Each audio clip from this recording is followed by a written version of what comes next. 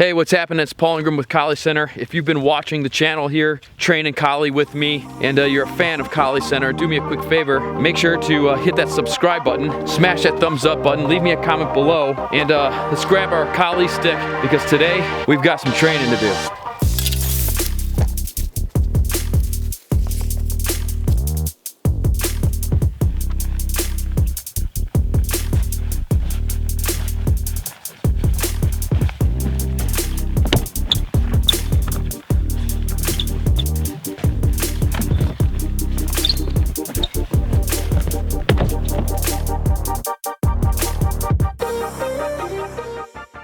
In today's training, I'm focusing on 4 drills. I'm focusing on a particular technique of my vertical redondos right here. And what I'm focusing on in these drills is speed endurance. Endurance of the speed in transition of getting these redondo strikes out quickly with endurance. What I'm doing with these 4 drills is I'm going to go ahead and share the first 2 drills with you right now. And then the second 2 drills, I'm going to go ahead and do another video for my sponsors here on the channel. So if you want to get access to the rest of these drills, click the join button right below this video and check out becoming a channel sponsor, so that way you can get the rest of these drills plus a whole bunch of tons of exclusive content that we have right here on the Collie Center channel. So let's go ahead, grab our single stick, and let's train.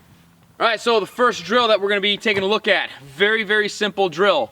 We're going to start off right here on the backhand side. I'm going to strike a redondo strike right here. It's a vertical backhand. 1 right there. Here. That's the main thing that I'm looking at focusing on today for my personal training. So you can just kind of train with me. So from here, starting off in that backhand closed position, I'm going to strike this vertical right there. Okay? Now, that's the technique that we're working on for the backhand side of it. So let's take a look at the drill that I've put together that's going to help push more speed, but more importantly, what I'm personally focusing on is the endurance of that speed. The transition speed, not necessarily, the speed here, but the transition speed of getting to that strike. So here's the drill. It's very simple, the first drill. There's only 3 movements. We're going to strike this backhand right here, vertical, and then I'm going to whip it. 2 and a 3 whip. Drill starts all over again. So it's 1, 2, 3, 1, 2, 3, 1, 2, 3, 1, 2, 3, right here. All right? So from here, from the side, let me go nice and slow so you can see the drill. I'm going out, backhand, vertical strike, right away, whip that 2 and whip that angle 3. The diagonal and the diagonal. I'm going 1, 2, 3, 1, 2, 3, 1, 2, 3, 1, 2, 3. If you're just starting this off, there's 2 ways that you can train it. We can try to train it down here where we're taking that intention out. That way you're just kind of building that coordination. The way I'm going to train it is I want intention in my strikes though.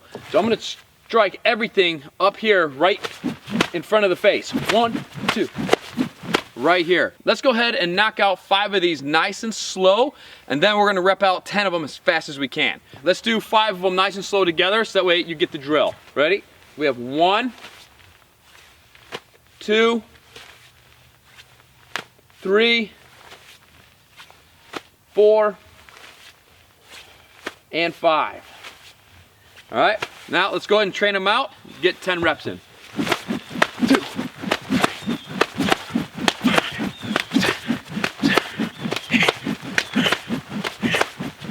All right, the second drill, we're going to be reversing it to the forehand vertical strike right here.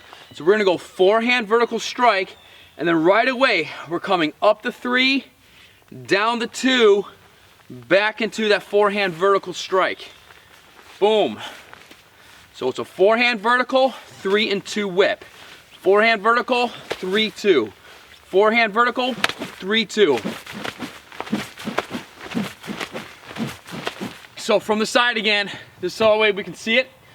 Forehand vertical strike, coming up that angle 3, down that angle 2. We're whipping those 3s and 2s. Vertical, whip it, whip it.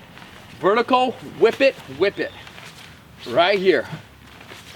Bop, bop, nice and slow. Let's do 5 reps together, nice and slow. And then we'll go ahead and blast 10 of them. Ready? We have 1, 2, 3, 4, and 5. So as soon as it touches that chamber, man, you want to fire this thing out as fast as you can. Once you've built the coordination, that's why I'm doing it slow first.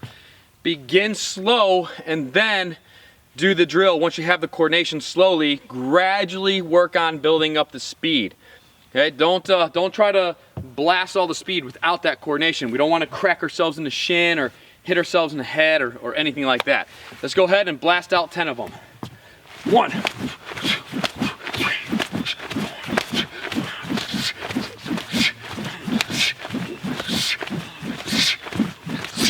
One of the most common questions I get when it comes to developing speed in your collie is, hey Paul, should I be training with a heavier stick? Is that going to help me increase my speed in my collie? And this is very, very commonly a misconception that the heavier object that we train with, that this is going to get us faster. I can understand how that can make sense.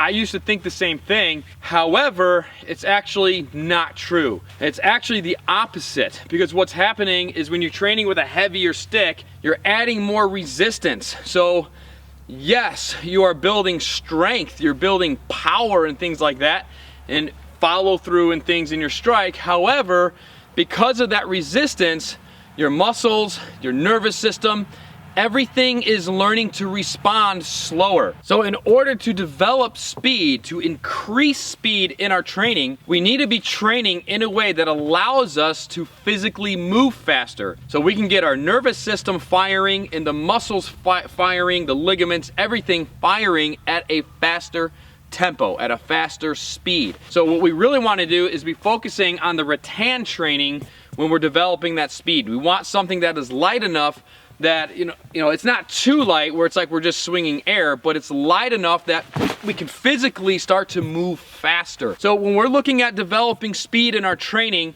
number one most important thing is make sure that we have proper striking mechanics. Nothing is going to replace proper technique. If we do not have good technique, you might get fast with sloppy technique, with bad form, but you're never going to actually reach your potential of speed. The human body is designed to operate specific ways. So if we can make sure that we are building those specific ways, meaning our technique, on building the most optimal way for our body to perform, that right there is already going to allow us to increase speed and the longevity of that endurance of our speed. So number one, make sure we've got proper striking mechanics. You've got to take your time and work on developing that coordination. Number two is make sure that we are training with a tool that allows us to physically move faster. Okay, so again, grab that rattan stick, make sure that it's not too light, but make sure it's not too heavy. As you are increasing your speed and your mechanics are improving, then you can start to increase the weight. Now you're just a little bit incremental. It's like when you're going to the gym and you're working out, you're not gonna, if you're just starting working out with 15-pound dumbbells, you're not gonna go 15 pounds and jump up to 60-pound dumbbells. You gotta build yourself incrementally. Otherwise, you're going to slow yourself down and chances are you're going to start losing your form. And when we lose our form, that's when other types of issues start to come up in our training. We start getting the wrist aches, the elbow aches, the shoulder pains, maybe sometimes neck pains and things like that. So we got to make sure that we are training properly. And when it comes to weaponry with collie, you're really not going above maybe 1.5 pounds, maybe pushing 2 pounds at the most for single-handed weaponry. So again, with proper mechanics, with proper skill development, that is number one in the battle of increasing speed. Start training with some tools that allow you to physically move faster while you're building that mechanic, and then incrementally build up the resistance and the weight of your training tool, and then you can slowly increase that speed with a heavier object like a training bolo or a real bolo. Of course, when it comes to training with real bolos, it really does come down to the design of the bolo as well. That's a big factor in it, making sure it's designed properly, it has the proper balance, and that it is designed and balanced for speed, for follow through and return of the strikes. So that's another really important little detail, is the design of the weaponry as well.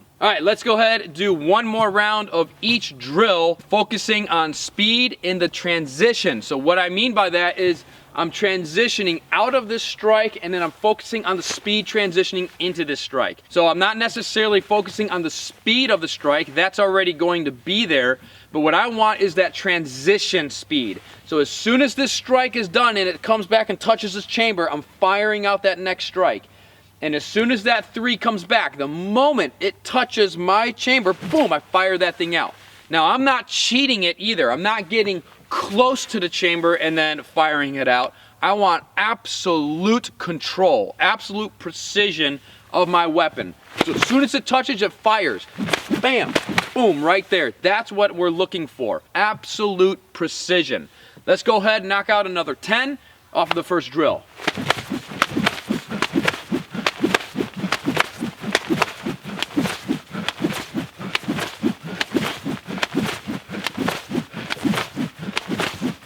All right, same thing on drill number 2. Off that forehand, pop. As soon as it touches, that's where we're looking to fire it. This one, you're probably always gonna move a little bit slower on that vertical because it is on the forehand strike, which means it has a little bit longer distance to travel than the backhand. The backhands have shorter distance to travel than the forehands do. Okay, let's work it out.